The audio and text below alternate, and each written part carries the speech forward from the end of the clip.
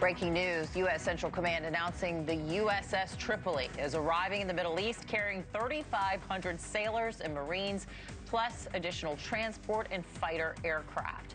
This movement comes as American forces are in the line of fire. Iranian strikes wounding at least 15 U.S. troops at a Saudi air base. President Trump telling the American people that Iran is ready to end this war. They're being hit so hard, anybody would be negotiating. They are negotiating. They're begging to make a deal. But Iran is not backing down and insisting that no negotiations are taking place at all. And adding to the pressure there in the region, the Houthis are joining the conflict from Yemen, launching a strike against Israel for the first time since fighting broke out. And here at home, travel chaos spiraling as lawmakers fail to reach a deal on funding the Department of Homeland Security, causing a record number of TSA agents to call out sick and nearly 500 to quit. President Trump signing an emergency executive order to pay the workers and get our airports moving again. We are very grateful to have a strong commander-in-chief in the White House who has taken real leadership. President Trump has already ordered by executive order that TSA agents will be paid, and that machinery is in process right now. And while Americans struggle to take stress-free spring break vacations, well, keep your eyes peeled for Congress members carrying their beach bags. Our nation's lawmakers are leaving the Hill for a 2-week recess. Plus, Tiger in trouble. The golf legend in hot water again. Tiger Woods is now out on bail after being arrested for suspicion of driving under the influence just as he was about to stage a major comeback at the Masters. Well, hey there, I'm Anna Koyman. It's Saturday, March the 28th, 3 o'clock on the East Coast. This is News Nation Live. Thank you so much for choosing us for your latest headlines. News Nation is on the ground with our teams there in the field. Washington correspondent Hannah Brandt is there at the White House. But we begin with international correspondent Joe Khalil, live for us in Doha, Qatar. Joe, 3,500 Marines and sailors now arriving in the Middle East. What's the very latest? What can you tell us? Yeah, 3,500 more Marines and sailors, Anna, have now arrived. We expect that there actually are even thousands more on the way. Remember, the 82nd Airborne Division also on its way at some point. So as the U.S. gets reinforcements here, we've also got, unfortunately, more American casualties to report. No deaths yet, but that attack on a Saudi airbase from an Iranian missile yesterday, injuries now up to at least 15. Some reports say even closer to 24 Americans that had some kind of injuries, whether they be a traumatic brain injury or something perhaps even more severe. And beyond that, it seems as though there's now a new front on this war in Yemen. The Houthi rebel group, which is a longtime Iranian proxy, launching strikes from within their own country, targeting Israel. Again, if that is an open front now, that's going to pose an even further challenge for Israel as it tries to defend its own. Meantime, Iran also ramping up its own strikes. We've seen just overnight in the Gulf region here where we are, 37 Iranian drones and 20 ballistic missiles. I can tell you, since we have been here, that is one of the highest numbers in terms of volume that we have seen total. And you get scenes now like this in Kuwait, another fuel tank at an airport that Iran targeted with a drone. This is the third airport in this region where this exact type of attack has happened. So Iran continuing to strike. Meantime, the U.S. and Israel also launching strikes again inside of Iran and inside of Lebanon. Israel today saying that they hit 250 individual targets in Lebanon and Iran combined. Anna. All right, and Joe, you know, we open here with President Trump saying that Iran is begging to negotiate, and that's why they are negotiating. And we've heard from Envoy Witkoff saying that Washington has delivered this 15-point action list there to Iran via intermediary Pakistan. Do we know anything about what's going on behind the curtain? Iran, again, saying that they are not negotiating, but they are masterminds at propaganda as well.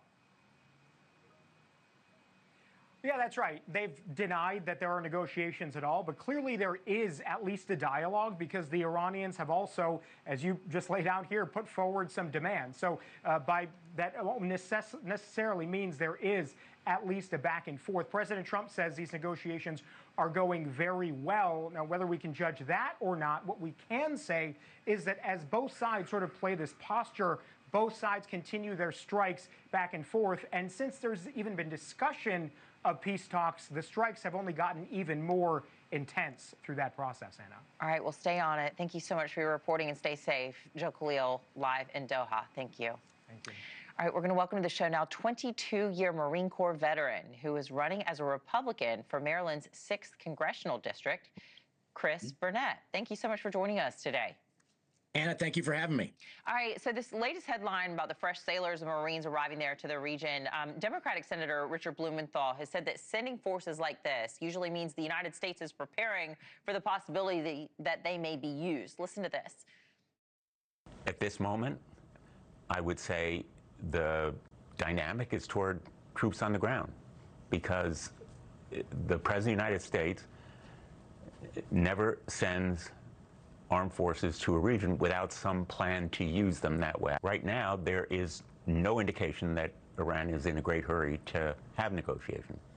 So with everything you know and your expertise, help us read the tea leaves here. I mean, could this just be also, you know, a sign of military strength from the United States and some deterrence rather than actual boots on the ground? Or do you think we will see American ground forces? No, I think this is just good planning, and this is deterrence.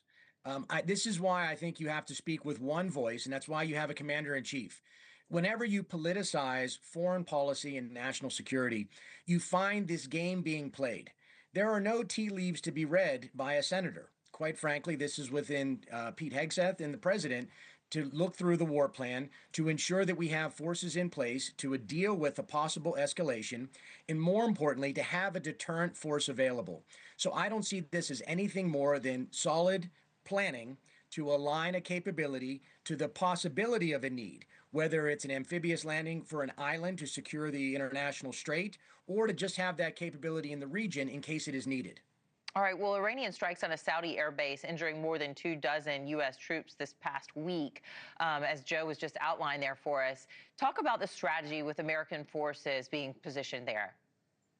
Well, we have a strong presence in the Middle East, and I think that's part of the decision to take this action. When you hear about an imminent threat, it wasn't just an imminent threat to our national interests here.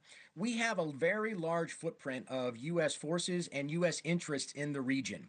So across 5 deployments to the region, I can tell you that every time we were there, we had to take in the possibility of an Iranian attack very seriously. And as those tensions would escalate, we would have to take more defensive type of positions or a defensive posture in responding to Iran. So what we have now is a large footprint of both forces that have been moved to the region as well as forces that are stationed in the region that we have to protect. All right, if we can talk a little bit about what's going on in the Strait of Hormuz right now, because as Americans go to the gas station to fill up their tanks every week, they're watching those numbers inch up and up and up. And Iran appears to be controlling traffic through the Strait of Hormuz with reports that it's even charging ships tolls for safe passage. And Secretary of State Marco Rubio is pushing back really hard on that idea. Listen to this. Mm-hmm. There are some in the Iranian regime that are going around saying that they want to make the Strait of Hormuz tolling thing, they want to make it permanent. That's unacceptable. The whole world should be outraged by it. So is the whole world outraged by this, and should they be? They should be. That's what an international strait is, safe passage for commercial shipping. There's no question that Iran has held this region at risk and essentially the global economy in its chokehold for the last 40 years. This is overdue to finally resolve the Strait of Hormuz and the tension that exists around it. So our ability to secure safe passage through the Strait of Hormuz is not only essential to the regional economy, but to the global economy as well. And the fact that the world economy relies on oil and petroleum products that ship through this region, the world should absolutely be paying attention. And I think when President Trump called upon other nations that benefit directly from the Strait of Hormuz petroleum products, they should have responded in kind. So once we're able to resolve the Strait of Hormuz and we're able to get the global supply chain back in order, I believe that the rest of the world should take a long, hard look at their over-reliance on the region and their inability to project force to secure their interests. And President Trump has even floated the idea that the United States should have some control over the Strait of Hormuz. Is that realistic? Whether it's realistic or not, it might be required. The fact that the rest of the world is wholly dependent on this region and that they're unable or unwilling to provide the security that's necessary, then we would have to step in and provide some level of assurance that shipping can continue and that the global economy can continue to operate despite Iran's overt control of the region over the last 40 years. This is a transition that was needed and is certainly welcome. And as far as this deadline goes that Trump has had for Iran to reopen the strait, he's extending it 10 days. Is this a hard deadline or not? You know, I hate to see it's a fluid situation, and you'll make decisions based on the information that's available. So what you'll want to do is you set conditions so that you can create a framework to make a decision within. That's both for planning on the U.S. side as well as for Iranian response.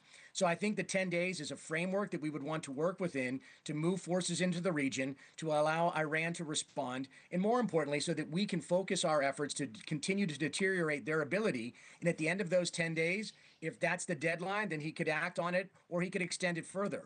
But at the end of the day, we're trying to make progress to open up the strait and ultimately diminish Iranian capacity in the region to be able to strike any of their neighbors or any of our interests. All right, 22-year Marine Corps veteran Chris Burnett, thanks for joining us. Nice to see you. Thank you. All right, 11 minutes after the hour. Other top story today, the